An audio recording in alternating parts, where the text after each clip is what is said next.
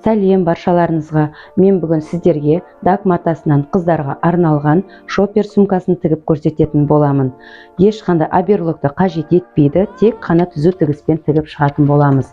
Ол үшін бізге осы өлшемдер қажет болады.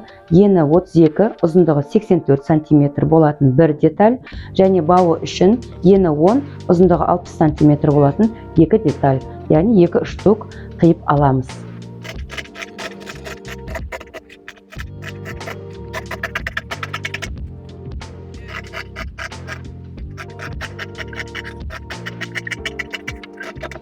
Міне мен қиып алдым барлық бізге керек өлшемдерді. Енді шопер сумкасының оң бетінен лапканың бойымен екі жиегін тігіп шығатын боламыз. Міне біз оң бетінен лапканың бойымен ғана етіп тігіп аламыз.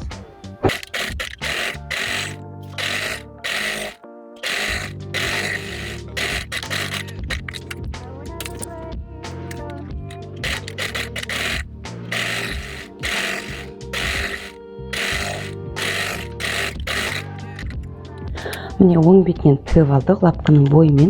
Енді осыны қазір теріс бетіне айналдырып, жиегін 1 см-де тігіп шығатын боламыз. Міне теріс бетін айналдырып алдық. Енді біз осыны қазір 1 см-де тігіп шығатын боламыз.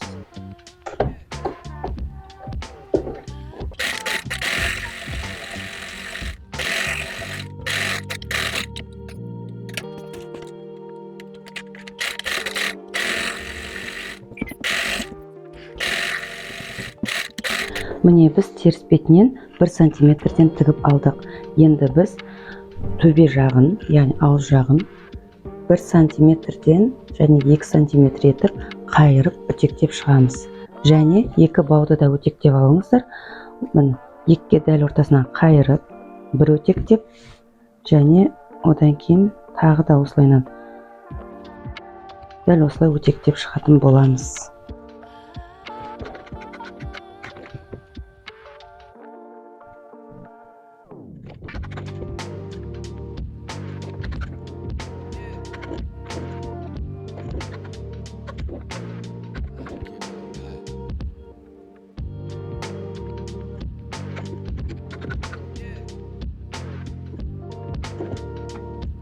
Міне біз барлығын өтектеп дайындап алдық. Енді мына бауды жиектеп тігіп шығатын боламыз.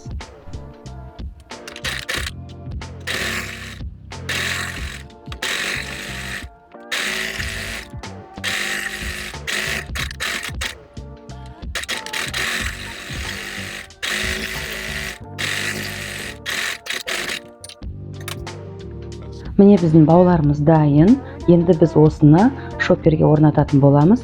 Ол үшін міне осы жанынан 6 см-ден белгілеп аламыз. Және сол 6 см-ден белгілеп алған жерге міне тігісін ішіне қаратып, ішкі бетке қаратып, астына қойып, және оны осылайынан қайырып, қазір осыны түзу тігіспен тігіп шығамыз. Міне бауды ішіне салып, оны кері қарай қайырып, дәл өзіміз өлшеп алған 6 см-ге қойып отырып тігетін боламыз.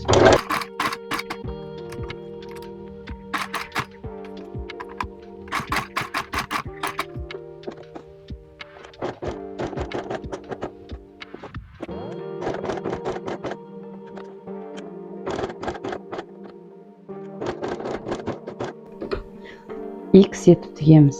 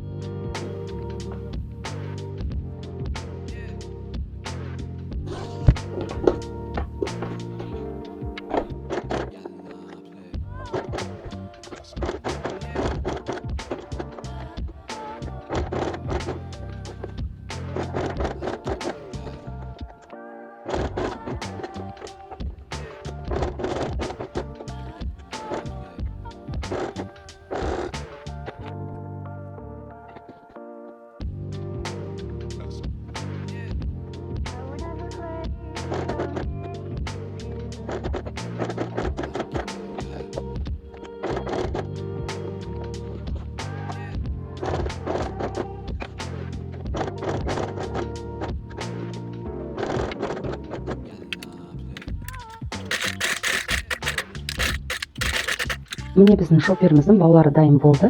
Енді тек қана астыңғы бөлігін тігіп аламыз. Ол үшін міне дәл астыңғы жағынан белгі салып аламыз, яғни ортасы екенін білдіретін. Содан кейін міне сумкамызды екіге ашып, дәл мына сызықты осы ортаға келтіріп қойып, центріне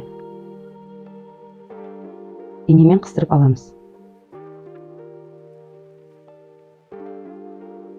Инемен қыстырып алып, мына жерде өлшеп 1,5 сантиметр дәл осы жерді ұшын ғана тігіп алатын боламыз. Егер сізге қиын болады десеңіз, бормен немесе карандашпен сызып алсаңыз да болады. Оны біз оң бетінен тігетін боламыз. Міне оң бетінен тігіп, ұшын қиып тастаймыз. Сол кезде осындай кішкене жиектеп қана тігілгендей болып тұрады. Енді осыны теріс бетіне айналдырамыз.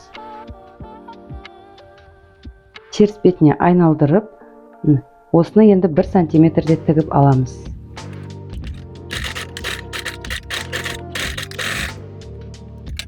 Міне біздің осымен шопер сумкамыз дайын болды. Ешқандай аберлокты қажет етпейді. Барлығы тек қана түзу тігіспен тігіліп шықты. Назар қойып тыңдағандарыңызға, қарағандарыңызға рахмет.